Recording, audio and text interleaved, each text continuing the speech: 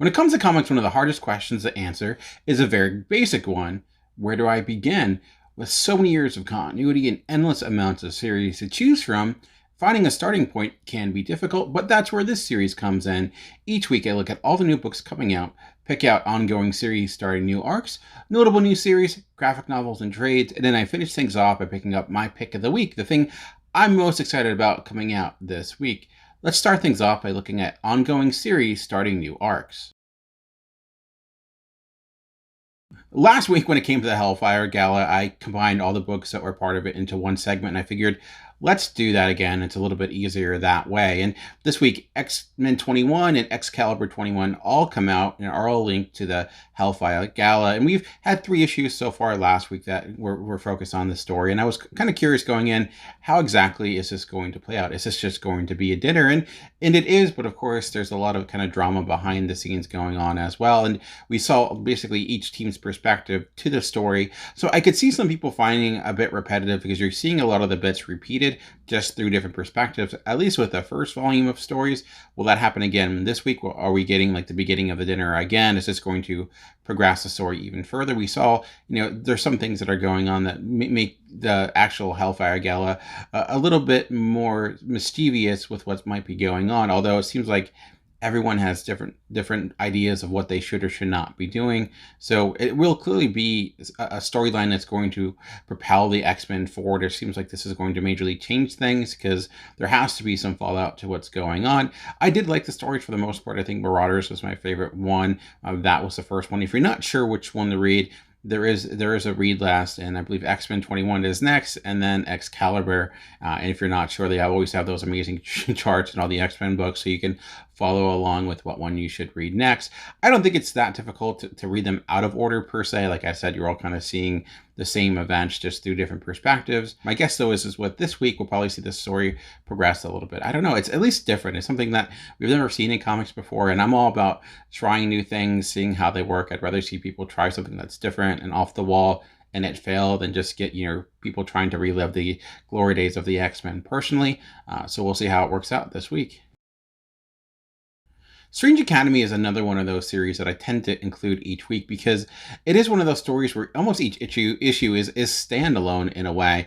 Last issue was all about a field trip, and this next issue is about a potential murder. So there's not necessarily this continuing arc. It's actually kind of old school in its format in a way where the A story tends to be brand new, but the B and C stories tend to be continuations of what happened before.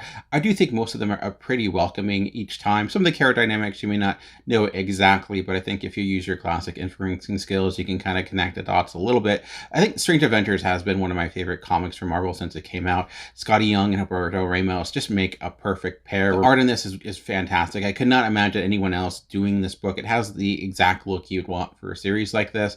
I know there's that Teen Titans Academy that's out right now, and some people aren't digging that.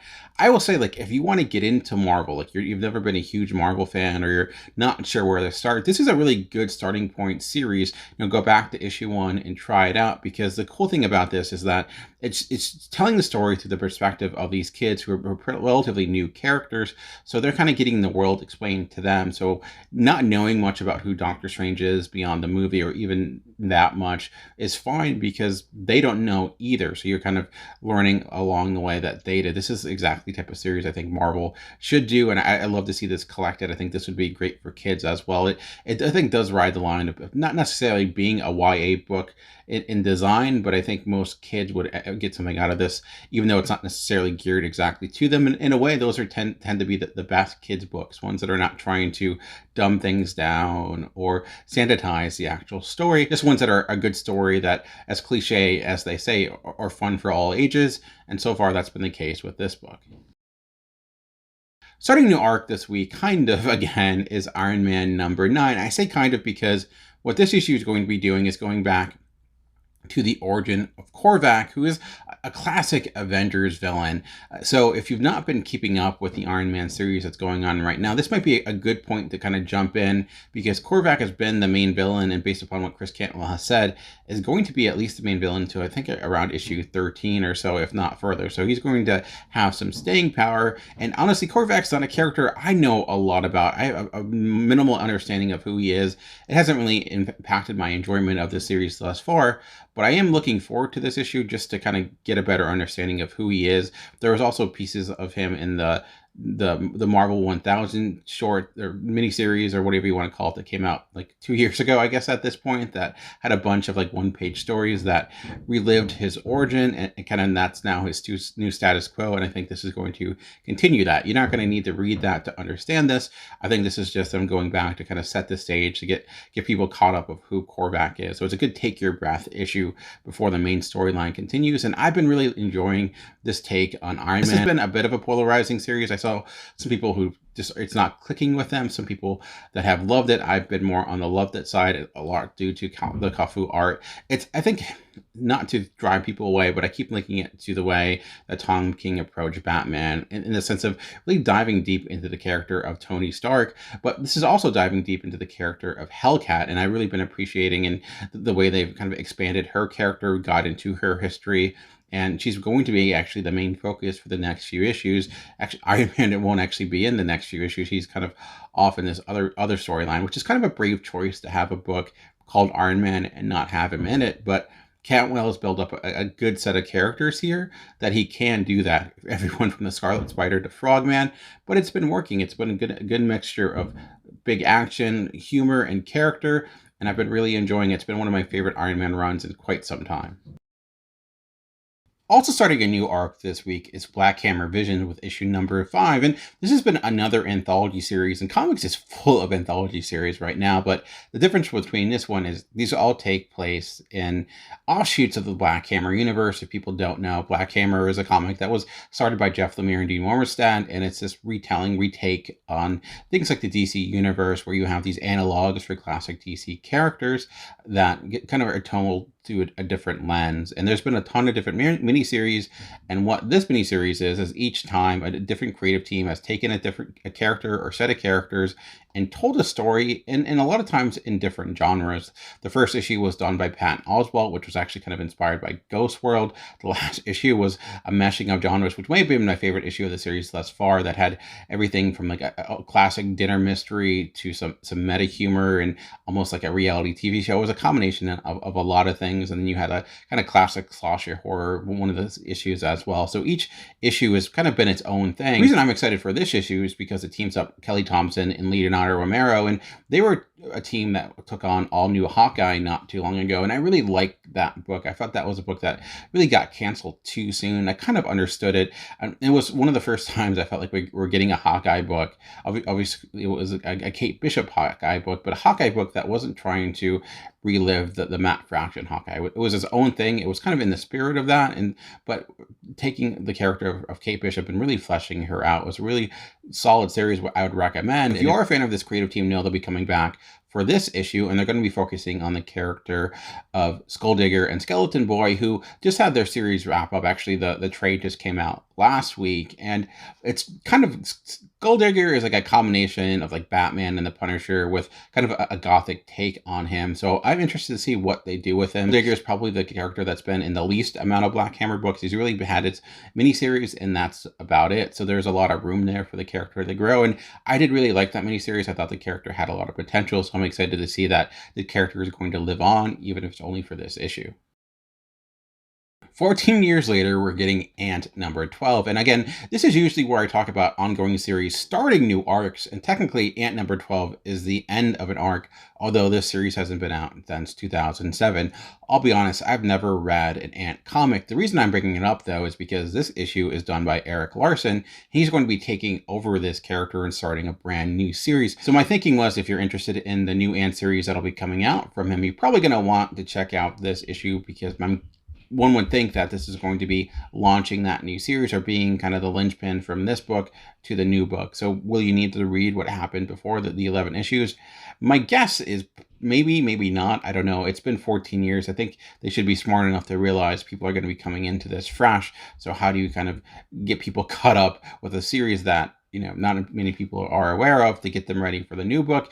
Eric Larson, of course, has been dedicating most of his time to the Savage Dragon comic that's, broken records at this point. If you are a huge Savage Dragon fan, or maybe you're a huge Eric Larson fan, but have been kind of not really keeping up with Savage Dragon. I know a lot of people love his work from back when he worked with Marvel, with things like Spider-Man.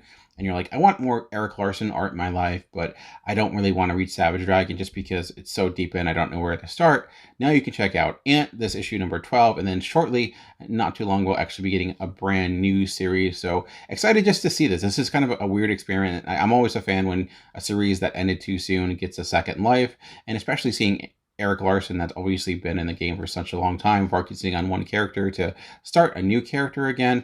That to me has a lot of potential. We'll see how it works out this week.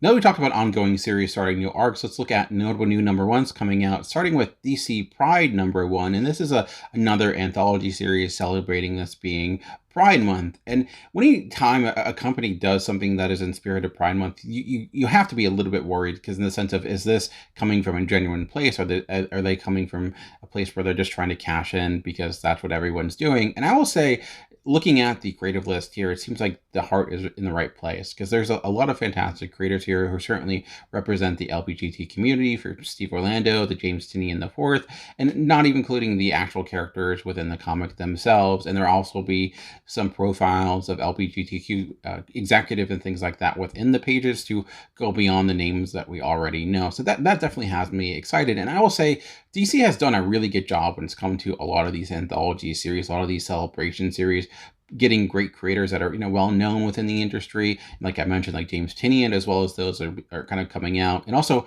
focusing on characters that probably don't get the limelight that they should. Maybe if they have a breakout story within this, it will lead to something even greater. And especially some of these characters like Batwoman, who I don't know where she's been in some time, and obviously a character that has had successful series, and unfortunately is not the case right now. So I do think this is a good step in the right direction. My hope is this will lead to more ongoing series and more diversity within the line of DC Comics, because again, I always talk about how my favorite thing when it comes to comics is the ability to be diverse in style, medium, storytelling, and creators, and that comes from the big two, or Marvel or DC, whatever it may be. So if you're looking for a good anthology series book to check out, hopefully this will be another one to add to the pile. New from Aftershock this week is Bunny Mask number 1, and this is calling from Paul Tubin, who was best known for his series Colder, which was previously nominated for an Eisner, and it's great to see him coming out with a new horror series yet again, and drawn by the same artist that did Dark Interlude, which is a fantastic looking book. So looking at the creative team, there's a lot to be excited about. The premise of Bunny Mask is odd, but like I said, I do like things that can be odd. And Bunny Mask is this character, this individual, this being that existed before the dawn of existence and was locked in a cave, but has now broken free and has some sort of random connection to a young girl that lost her father 14 years prior. With a title like Bunny Mask, looking at the actual cover of it as well, one would think that this is going to open the doors to a lot of horror fans. And we've had a lot of great horror books, especially from Aftershock. Aftershock has had a really great year this year with a lot of new series that have had a lot of promise. Looking at the creative team, I think this could be another one to be excited about, especially if that's the type of genre you enjoy. Coming out this week from Black Mask Studios is White number 1, and this is a continuation series from Black that came out a few years ago. And Black was a book in which there were superheroes, but only Black people had superpowers, and most of them found out about their superpowers after they were killed, or similar to the X-Men, kind of taking the idea of superheroes and turning it on its head. And White is a continuation that picks up a few years later after people discover Black people have superheroes, and you have people rising in the political landscape to try to put some control on that, especially a presidential candidate. It doesn't take a brain scientist to see that this is a series that is soaked in social commentary. It makes no bones about it. It's very pointed in what it's trying to say. I will say if it's like the Black series, of course, the headline was about the fact that only Black people had superpowers, but its commentary was a much more deeper than that and much more widespread. It got into things like community policing as well. When it comes to having something to say, it's not just about what you say, it's about how you say it. And I thought Black did a really good job of pointing out its point of view, and within all that, telling it just a good story about superheroes and the underground and building up this world. I will say that this may be a hard book to find because there was a limitation on copies, so your local store may not have them available. If you can't pick them up, Black Mass does typically put their things up digitally in some way or through trade, so you might be able to get into Comixology. The timing on that does vary a great deal, so it could be later, it could be never, I'm not sure. But if you're at all interested in this and you go to your shop, I would say you're probably going to want to pick it up because it's going to be relatively hard to get, unfortunately, but it's kind of one of those things. And the other thing with Black Mask is unfortunately tends to be a lot of delays with their work. Books will kind of go off schedule or show up and go away. Black, when it first came out, I thought it was typically on point, did a good job of keeping a schedule compared to a lot of other Black Mass series. So hopefully that'll be the same case for White when it comes out this week. Also coming out this week from Dark Horse Comics is Secret Land #1, and I'm excited for this because this seems to be historical fiction, which I'm a huge fan of and we rarely get in the world of comics. It stars Ben and Catherine, and both are soldiers in World War II. This is taking place shortly after Hitler is killed. Ben is a soldier that is now shifting focus to fight in the Pacific, where Catherine has gone undercover as the Third Reich is going to their last bastion to try to be there to basically help them implode from the inside. Ben potentially believes his fiance has been killed, so how does that impact him and impact the way he fights, knowing that he's going in headfirst into one of the deadliest battlegrounds ever in human history? From the outside looking in, this appears to be a book with no supernatural element whatsoever. No superpowers, no vampires, nothing like that. No horror stories, just straight human drama. And again, I'm a fan of that because we rarely get it. Dark Horse has done series like this. Of course, you've had Rebels, for example. That was about the time, during the American Revolution. You also had books like The Butcher of Paris that came out a few years ago, which was really good, about a serial killer. And again, in World War II, when France was occupied by Germany. And this creative team, I don't really know much about. I've not read a lot of their books, but I am excited to see a book like this exist. And when I do see a book like this, I do try to support it because we rarely get a story like this that is human drama, that is history based. As a huge fan of history myself, it doesn't necessarily mean it's going to be good. It may not end up being good, but the premise has me excited, just the idea of it and the fact it exists. So it's kind of checking all those boxes for me. We'll see how it actually turns out this week. Now that we talked about new series, let's move over to the world of trades and graphic novels, starting with Batman Earth 1 Volume 3. And usually in this segment, I don't talk about Volume 3s or anything like that. I look for a starting point, so Volume 1s are complete trades. However, with the Earth 1 series, most of them tend to be really welcoming no matter what volume you jump in. The first volume tends to be a reimagining of the character's origin. The second volume tends to expand upon that, and so on. So despite the fact that maybe you have not read the first two volumes, you may be able to pick this up. I will say I recently did a review of Green Lantern Earth 1 Volume 2, and I do think that is a place you can kind of jump into, because although things are changed to a good extent, it's not like it's completely different. Ultimately, Green Lantern is Green Lantern. The thing with the Earth 1 books, I do feel like they are directed towards a different audience in the way at least Green Lantern was. More the bookstore crowd. The fantasy elements, I think, are toned down a bit. I don't see them more realistic or anything like that, but in a way, they feel like more the stories that you would see transitioned into the actual like motion pictures or things like that. Things are a little bit more palatable for fans that are not your typical comic book reader, and things are not as wacky and crazy, but they're easier to digest in that way. So I know we have so much Batman content. You might be like, do I really need another take on the Batman story? And most of these have been quite good. I did enjoy the first two volumes of Earth 1 Batman, so hopefully that'll be the same case for Volume 3. Speaking of omnibuses, we have Spider-Gwen Omnibus that comes out this week. And Spider-Gwen is a character I'll say that I've actually not read a lot about. Mostly the only time I've read her stories is when she's kind of taken up space in different Spider-Mans or crossovers here and there. I think I just early dismissed the idea of having Gwen Stacy come back as a Spider-Man character. even if she is in a different dimension. However, Spider-Man Into the Spider-Verse, she was fantastic in that. So maybe I was wrong. And then I've heard a lot of great things about the character as well. So if you're like me and you skipped out on the character and were interested in diving in, know that the omnibus is coming out this week. Again, the thing with omnibuses is that they do run you a pretty penny, so they may not be the thing you want to blind buy. If you are a huge Spider-Gwen fan and you wanted a complete collection, know that this volume will be coming out this week. Also coming out from Marvel this week is Doctor Strange: The Oath, and this is a book that's been out a lot. There's been a lot of different versions of this.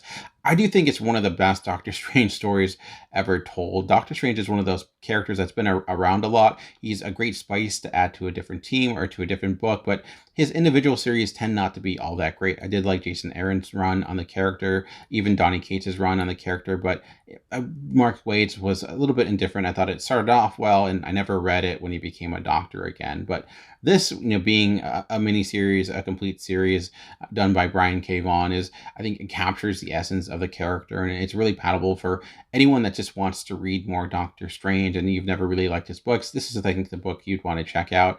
Again, this is an easy book to find, though. I tend to find them a lot, especially when at things like Comic-Cons and things like that. So this might be a bit expensive being brand new. So if you wanted to wait, you'll probably be good, or you may be able to find a cheaper version at your local comic book store in the bargain aisle.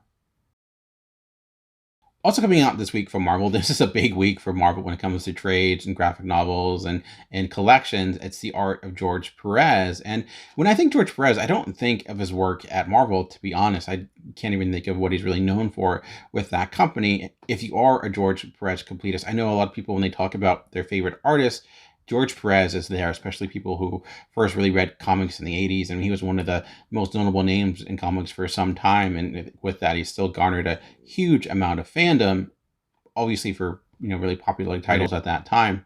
If you are at all interested in his Marvel work and wanted to see kind of an art collection of that, I mean, he is a fantastic artist for sure. You'll now be able to check out this collection this week. Like I said, I don't know much about his Marvel work, which has me somewhat interested. I don't tend to collect art collection books. They just aren't my thing, but I know there are a lot of people who love this type of thing, and Marvel tends to do a pretty good job with this. I know people tend to complain about the quality of their monthly series, which is usually valid, but when it comes to their collections, I've had better experience with them, at least personally. Hopefully that will be the case for this collection. The last graphic novel we're going to talk about this week is In by Will McPhail, and this is a story about himself, really, looking at his inability to connect with individuals, to connect with people, talking about like how difficult he has to have actual conversation, how it's just hard for him to go through the motions, and kind of this personal memoir, although it doesn't seem to actually be talking about real life events, maybe a combination of both and how they evolve. This has already been getting a lot of praise, a lot of really strong reviews, so I'm quite excited about it. I almost made this my pick of the week, but it's just from a creator that I don't know much about. I am excited about it. It looks like it could be something really good, because I do like books like this that really get into someone's personal struggles when you see them kind of lay everything out on the page and the things they struggle with. Because I do think even if it's not something you directly can relate to, there's something about that you can almost relate to through osmosis, seeing their struggle, especially when there's a lot of honesty on the page. It tends to yield really great stories, and they tend to be some of my favorite things that comic puts out. Hopefully that'll be the case with this book, and again, it'll be coming out this week. And so one of those books you'll probably be able to maybe not find at your local comic book store, but if you're interested in it, checking out at the bookstore or your Comixology Unlimited, because it will be available digitally as well. All right, we talked about ongoing series starting new arcs, notable new series, and trades and graphic novels coming out. Now it's time to talk about my pick of the week, the thing I'm most excited about coming out this week. So when I looked at the landscape of comics this week, I don't know how things are going to turn out. This seems like a week that might be on the lesser side. Hopefully I'm wrong. Usually when I go into a week with high expectations, I'm disappointed, and low expectations, I end up walking away happy. We shall see. I will say, when it came to picking out my pick of the week, the thing I was most excited about, it was an easy choice, because I looked at the creative team and I'm like, oh, I love when they work together, or at least when they worked together last time. My pick of the week this week is the 6 Sidekicks of Trigger Keaton #1. And this story is about Trigger Keaton, who is this crazy action star that has been killed, and now the sidekicks, the people that were, always at his side, have to figure out who murdered him. Unfortunately, it seems like everyone hated Trigger Keaton. It's probably one of those stars that was all about him and allowed a lot of people to be the suspects in this murder. What can this lead to? It seems to be a love letter to the action genre. And the reason I'm excited about this is because of the creative team, which is written by Kyle Starks with art by Chris Schellreiser, and which I probably pronounced butchered. I do apologize. The last thing they worked on that I read was Mars Attacks, which was a book that was a trillion times better than it had any business being. Of course, it was a Mars Attacks book, so it started off silly, but at the heart of it was this father and son story, and the way it evolved, it was so heart-wrenching. I was not expecting that from that book. I highly advise checking that out if you got a chance, because it was a very underrated book. And I've read a lot of Kyle Starks stuff as well. Sex Castle was kind of another book that seems somewhat similar to that in the way it approached kind of the crazy action of the 80s and the 90s, and Assassination that he did a few years ago as well with Erica Schultz. That was a really solid book. He certainly loves certain genres and is not really afraid to show it, and is really partnering himself up with strong artists as well. Chris Schellreiser, I cannot say his last name, is a very accomplished artist. His art is not exactly like Kyle Starks. I like Kyle Starks' art. I know some people don't love his stuff, but I do, especially like Raw Cat and Candy Mountain. But I think this art will probably be a little bit more detailed than that and probably fit the story maybe a little more. And I'm all in for a book like this, one that is going to be off the wall, fun and enjoyable. I feel like it's something we really need right now. And a lot of the books I talked about this week tend to be on the more serious side. So I think this is something that can really, be a huge adrenaline punch for that we need in the comic book genre. So we'll see how it goes. If you're a fan of his past work, if you're a fan of things like the 90s action films, if you like Chew, it was something it compared itself to, you may want to check out this book. It's one I'm not seeing a lot of people talking about, but it has, I think, a good chance to be one of the best new series if it all works out well and is kind of a continuation of what worked well with their past work. Anyways, that's it for me for this week. Let me know what you're excited about coming out this week in the comment section below. I always appreciate any comment, any like, any view. I know there's so many comic book channels out there, so I truly appreciate that. Just remember that comics are for everyone. The key is finding the right one. Until next time, keep reading.